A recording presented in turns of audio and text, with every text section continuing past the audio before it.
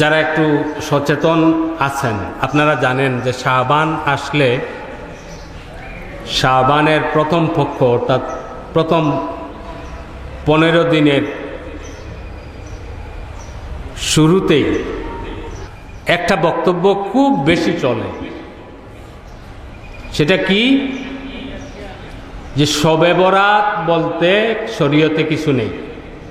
এইসব আজগুবি বয়ান যারা করবে, যেসব বয়ান আমরা নিজেরা শুনি নাই, আমাদের বাপদাদাও শুনেন নাই, এসব বয়ান যারা করবে, এইসব বক্তার থেকে নিজেকে দূরে রাখতে হবে এবং তাদেরকেও আমাদের সাথে মিশতে দেব না। এটা হচ্ছে আল্লাহ রসুলের পরামর্শ।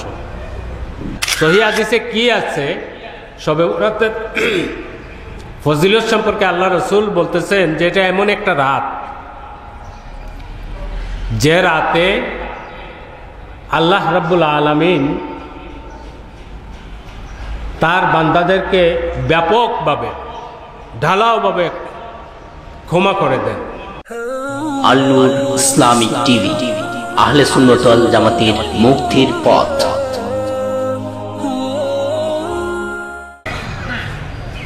একটি হাদিস শরীফ আপনাদের সামনে পেশ করব এবং এই হাদিস শরীফের আলোকে সামান্য সময় কিছুটা কথা বলার চেষ্টা করব। আমি যে হাদিস শরীফটি পেশ করতে চাই, এই হাদিস শরীফটা সনদের দিক থেকে সহিহ। ইমাম মুসলিম রাহিমাহুল্লাহ তার সহিহ হাদিসের কিতাব সহিহ মুসলিমের মুকদ্দিমায় বা ভূমিকা অংশে এই হাদিস শরীফ খানা নকল করেছেন। হাদিসের বর্ণনাকারী হচ্ছেন সাইয়্যিদুনা আবু হুরাইরা রাদিয়াল্লাহু আনহু। সাহাবায়ে কেরামের মধ্যে 1 লক্ষেরও বেশি সাহাবী ছিলেন, কিন্তু হাদিস বর্ণনা করেছেন এই সংখ্যা অর্থাৎ 1 লক্ষের উপরে সাহাবী, কিন্তু হাদিস বর্ণনা করেছেন এই সংখ্যার অনুপাতে যদি বলি তাহলে খুব অল্প সংখ্যক সাহাবী। খুব বেশি হলে 300 জনের বেশি হাদিস বর্ণনাকারী সাহাবীর নাম পাওয়া যায় না। মুহাদ্দিসিনে কেরাম যে সকল সাহাবী হাদিস বর্ণনা করেছেন তাদেরকে 3টা তবকায় ভাগ করেছেন, 3টা শ্রেণীতে ভাগ করেছেন। হাদিস বর্ণনার প্রেক্ষাপটে সাহাবী 3 শ্রেণীর। এক শ্রেণীর হচ্ছেন মুকসিরিন, যারা অধিক হাদিস বর্ণনা করেছেন। এই অধিক হাদিসের সংখ্যাটা হচ্ছে যে তাদের বর্ণিত হাদিস হবে 1000-এর চেয়েও বেশি। যে সমস্ত সাহাবী 1000-এর চেয়ে বেশি হাদিস বর্ণনা করেছেন, মুহাদ্দিসিনের পরিভাষায় তারা মুকসিরিন অর্থাৎ বেশি হাদিস বর্ণনাকারী। আমি যে হাদিস শরীফখানা পেশ করতে চাই, এই হাদিসের বর্ণনাকারী সাহাবী হচ্ছেন সাইয়্যিদুনা আবু হুরাইরা রাদিয়াল্লাহু আনহু। মুকসিরিন বা অধিক হাদিস বর্ণনাকারী সাহাবীর মধ্যে তিনি সর্বোচ্চ, সবচেয়ে বেশি সংখ্যক হাদিস তিনি বর্ণনা করেছেন। ওনার বর্ণিত হাদিসের সংখ্যা কত?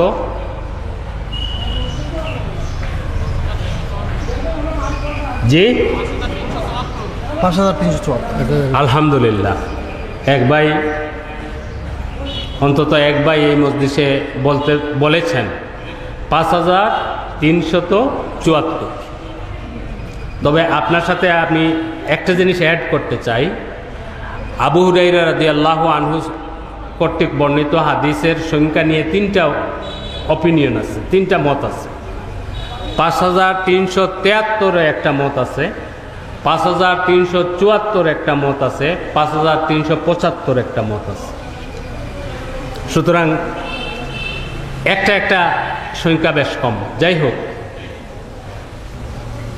সাইয়্যিদুনা আবু হুরায়রা রাদিয়াল্লাহু আনহু বর্ণনা করতেছেন, আল্লাহ রসুল সাল্লাল্লাহু আলাইহি ওয়াসাল্লাম ইরশাদ করেছেন, সায়াকুনু ফি আখিরি উম্মতি উনাসুন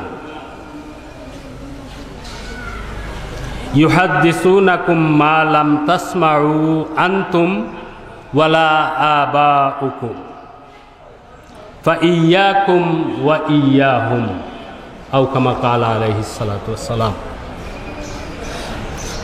এই হাদিস শরীফখানা আল্লাহ রসুল কি বলেছেন যে আমার উম্মতের মধ্যে আখেরি জামানায় এমন কিছু মানুষের আবির্ভাব হবে, এমন কিছু মানুষ আসবে যারা এমন কিছু বর্ণনা করবে, এমন কিছু বয়ান করবে যেটি তোমরাও শুনো নাই, তোমাদের বাপদাদারাও শুনে নাই।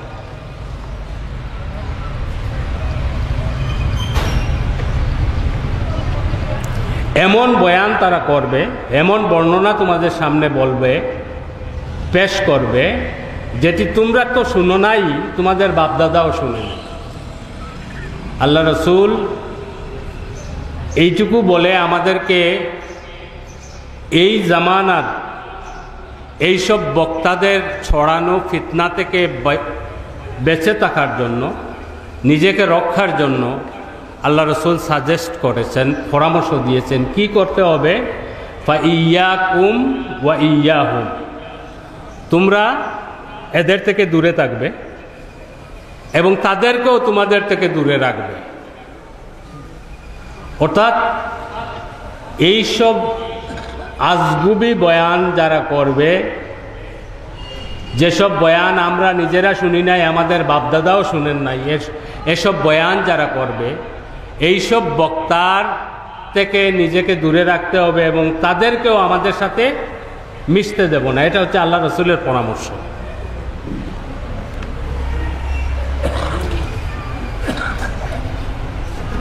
এই হাদিস শরীফ খানার আলোকে আমি কিছু কথা পেশ করতে চাই। যেমন ধরেন, আরবিক ক্যালেন্ডার মতো এখন কোন মাস চলতেছে? রজব। রজব শেষ পর্যায়ে। সামনে কোন মাস আসতেছে? শাবান। শাবান আল মুআজ্জাম।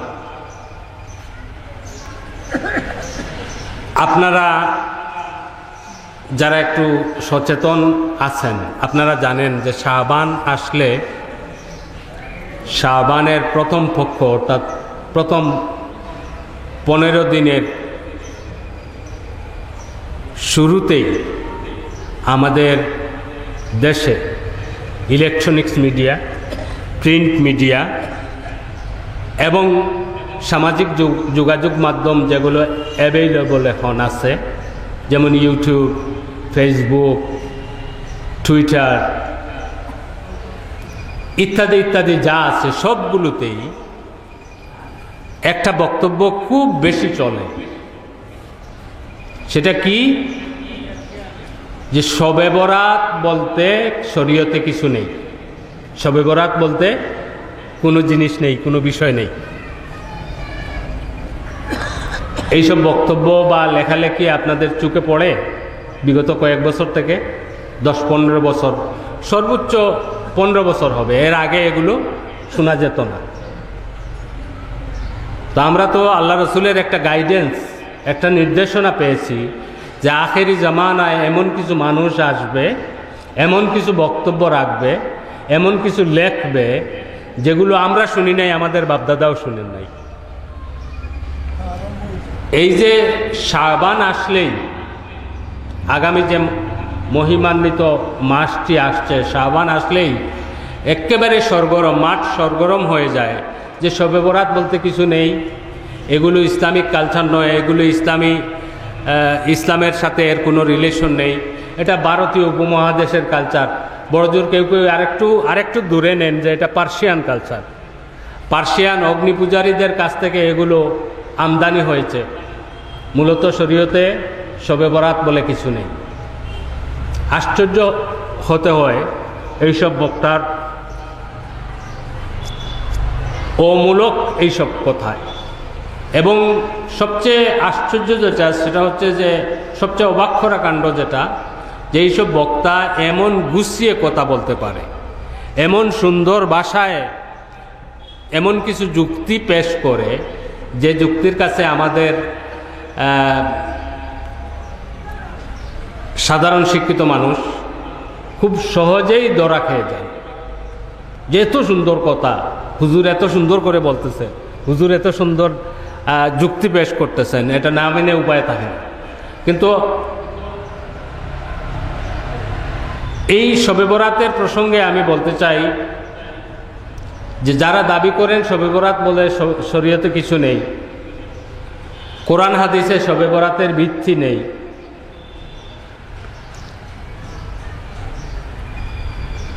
তাদের উদ্দেশ্যে এবং আপনাদের উদ্দেশ্যে আমি বলতে চাই যে শবে বরাতের ফজিলত সম্পর্কে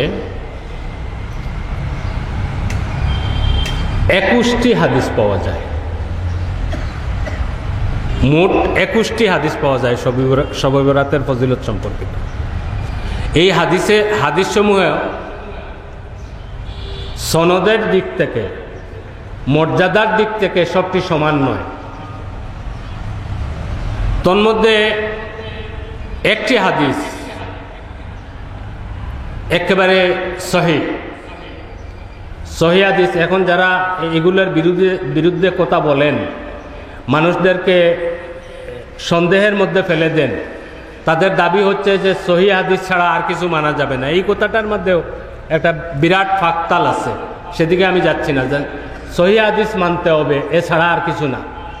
তা আমি বলতে চাই যে শবে বরাত সম্পর্কে একটি হাদিস, অন্তত একটি হাদিস সহিহ আছে।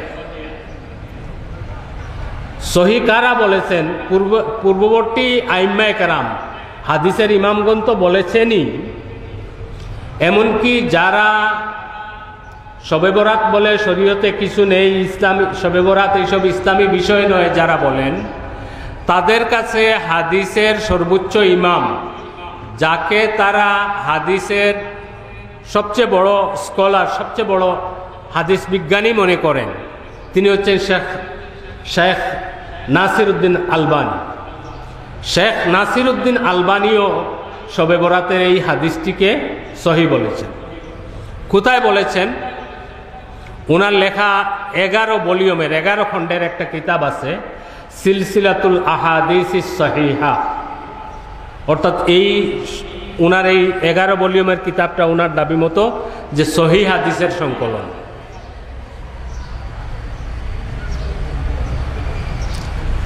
এই কিতাবের 3 নম্বর খণ্ডের 135 নম্বর পৃষ্ঠায় শেখ আলবানী একটা শিরোনাম করেছেন। শিরোনামটা হচ্ছে মা সাহহা ফি লাইলাতিন নিসফ, অর্থাৎ শবে বরাত সম্পর্কে যা সহিহ, মা সাহহা ফি লাইলাতিন নিসফ। এই শিরোনামের অধীনে উনি একটা হাদিস পেশ করেছেন। হাদিস পেশ করে এই হাদিসের সনদ সম্পর্কে উনি দীর্ঘ 2-3 পৃষ্ঠা ব্যাপী দীর্ঘ আলোচনা করেছেন। একেবারে শেষ দিকে গিয়ে যেটা বলেছেন যে এই হাদিসটার সনদ সম্পর্কে উনার শেষ সিদ্ধান্তটা হচ্ছে সহিহুন বিলা রাইবিন। এক্স্যাক্টলি উনার ওয়ার্ডিংটা হচ্ছে যে এই হাদিসটা সহিহুন বিলা রাইবিন। বিলা রাইব মানে নিঃসন্দেহে, এই হাদিসটা নিঃসন্দেহে সহিহ। এটা হচ্ছে শেখ আলবানীর অভিমত। এখন আমাদের কাছে প্রশ্ন জাগে যে শেখ আলবানীর যেসব অনুসারী আমাদের দেশে, আমাদের সাধারণ সরল প্রাণ মুসলমানদেরকে শবে বরাত বলে কিছু নেই, এগুলো পার্সিয়ান কালচার, এগুলো ভারতীয় উপমহাদেশের ইন্ডিয়ান কালচার, এইসব বলে আমাদের মানুষদেরকে যে কনফিউজ করেন, সন্দেহের মধ্যে ফেলেন, এটা কতটুকু তাদের এইসবের কতটুকু ভিত্তি আছে? হযরত হাজিরিন, প্রসঙ্গক্রমে আমি একটা কথা বলতে চাই, সেটি হচ্ছে যে শবে বরাত বা এই সমস্ত কিছু বিষয় কেন্দ্রিক আমাদের স্থানীয় সংস্কৃতির প্রভাবে কিছু অনৈসলামিক বিষয় ঢুকে পড়েছে। যেমন উদাহরণ, শবে বরাত উপলক্ষে আমরাও ছোটবেলা দেখেছি যে গোর দুয়ার অহেতুক মোমবাতি প্রজ্বলন করা হয়। গোরের দুয়ারে ঘরের জানালায় এগুলোতে অহেতুক মোমবাতি জ্বালিয়ে রাখা হয়।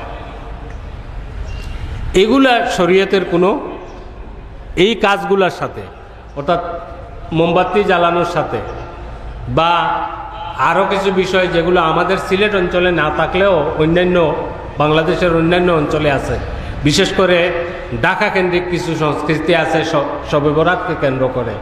যেমন খুব বেশি পটকা ফাটানো হয়, আতশবাজি করা হয়।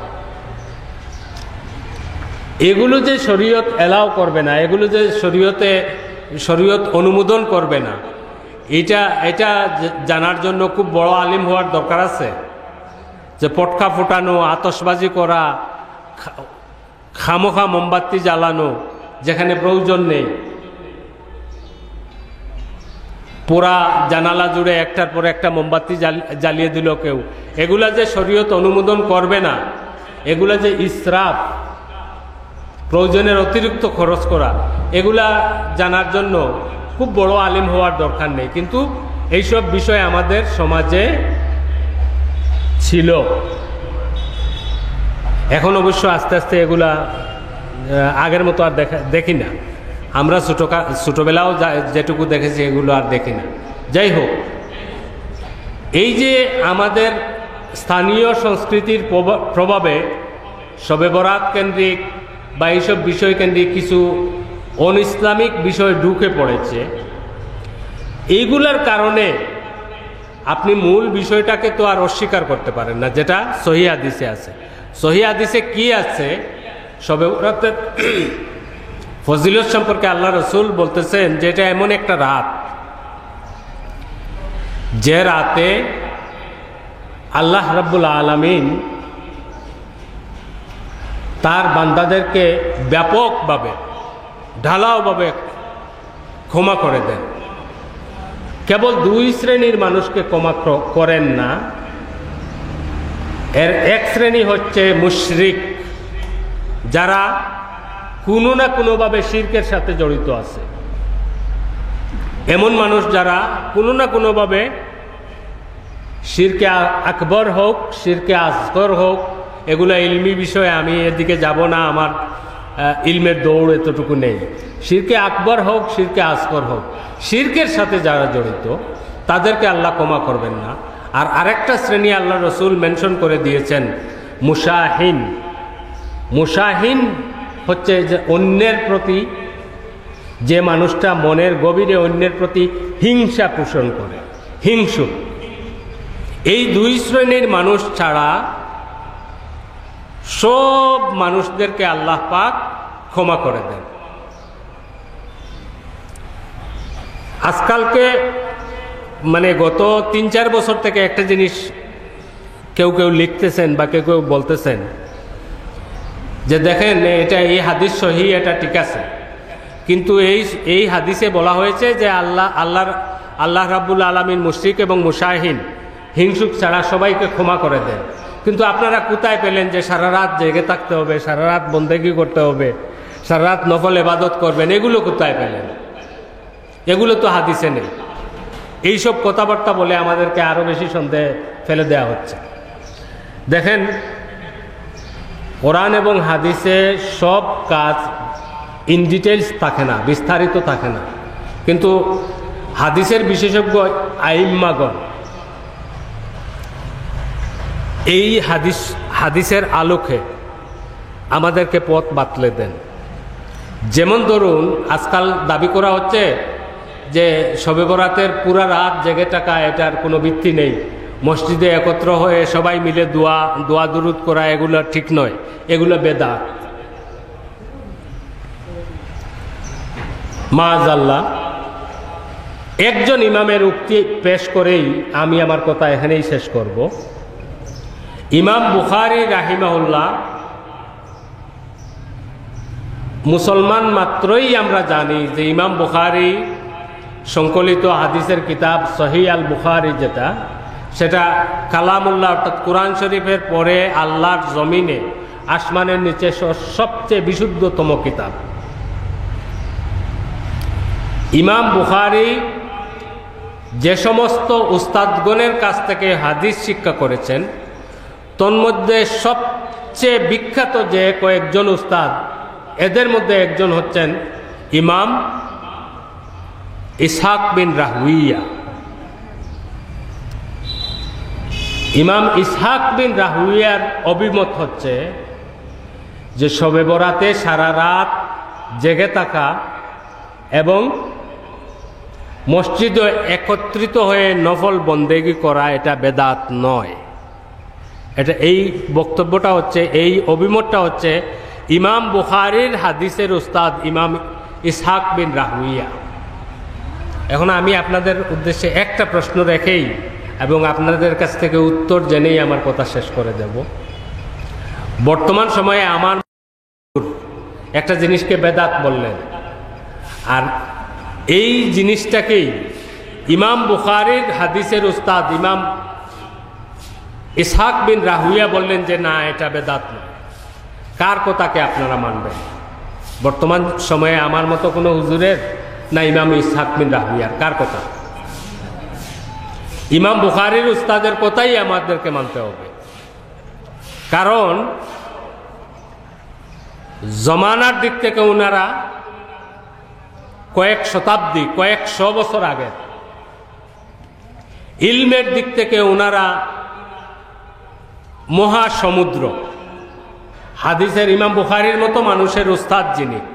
এবং আরেকটি তথ্য এখানে বলে রাখি যে ইমাম বুখারী তার সহিহ আল বুখারীতে যে সমস্ত হাদিস সংকলন করেছেন, তকরার সহ, পুনরাবৃত্তি সহ ৭,০০০-এর কিছু উপরে হবে। কিন্তু ইমাম বুখারীর কাছে ১,০০,০০০ সহিহ হাদিস ছিল ওনার সংগ্রহে। কিন্তু এই সহিহ আল বুখারীতে এত কম হাদিস উনি কেন আনলেন? উনার নিজের বক্তব্য হচ্ছে যে উনার এই যে উস্তাদের কথা আমি বললাম, ইমাম ইসহাক বিন রাহউইয়া একদিন বলেছিলেন যে সহিহ হাদিসের যে ভান্ডার, এখান থেকে কেউ যদি ছোট একটা সংকলন করত, কিছু সংখ্যক হাদিস নিয়ে একটা গ্রন্থ যদি কেউ করত, এটা উম্মতের জন্য খুবই উপকারী হতো। ইমাম বুখারী রাহিমাহুল্লাহ তার উস্তাদের এই কথাকে মানতে গিয়ে, উস্তাদের এই কথার তামিল করতে গিয়ে তার সংগ্রহে থাকা ১,০০,০০০ সহিহ হাদিস থেকে তকরার সহ, পুনরাবৃত্তি সহ মাত্র ৭,০০০-এর মতো হাদিস এই তার সহিহ বুখারীতে সংকলন করেছে। হাজিরানে মজলিস, আমি তো এই মাত্র একটা বিষয় বললাম। এরকম সময়ে সময়ে আপনাদের সামনে যেগুলো হাজার হাজার বছর ধরে, শত শত বছর ধরে যেগুলো মীমাংসা হয়ে গেছে, এরকম মীমাংসিত বহু মাসআলা এখন দেখবেন যে বর্তমান যুগে বিভিন্ন শায়েখগণ খামোখাই এগুলাকে মাঠে এনে আমাদেরকে বিভ্রান্ত করেন, আমাদেরকে সন্দেহের মধ্যে ফেলে দেন যে এতদিন কি করে আসলাম, কি শুনে আসলাম, এখন হুজুর বলতেছেন যে এগুলো হাদিসে নেই। যখনই এইসব বক্তব্য আপনাদের সামনে আসবে, দয়া করে আল্লাহ রসুলের যে হাদিস আমি পেশ করেছি আপনাদের সামনে, যে আখেরি জামানায় আমার উম্মতের মধ্যে, দেখেন এখানে আল্লাহ রসুল ক্লিয়ার করে দিয়েছেন যে এইসব যারা বর্ণনা করবে এরা অন্য কোনো ধর্মের লোক না, ইসলামের মধ্যে, ইসলামের অনুসারী, এই উম্মার অংশ তারা। আল্লাহ রসুল বলছেন যে সায়াকুনু ফি আখিরি উম্মতি, আমার উম্মতের আখিরি সময় যখন আসবে তখন এমন কিছু মানুষ আসবে যারা ভিত্তিহীন এমন কিছু বক্তব্য রাখবে, এমন কিছু বয়ান পেশ করবে, এমন কিছু বর্ণনা সামনে নিয়ে আসবে যেগুলো তোমরা শুনো নাই, তোমাদের বাপদাদাও শুনে নাই। এবং এদের কাছ থেকে সরে থাকতে, এদের সাথে দূরত্ব বজায় রাখতে আল্লাহ রসুল আমাদেরকে নির্দেশ করেছেন। আল্লাহ রসুলের এই নির্দেশ যেন আমরা যখনই নতুন কিছু আমাদের সামনে আসে, আল্লাহ রসুলের এই নির্দেশকে যেন আমরা স্মরণ করি এবং এগুলো থেকে যেন বেঁচে থাকি।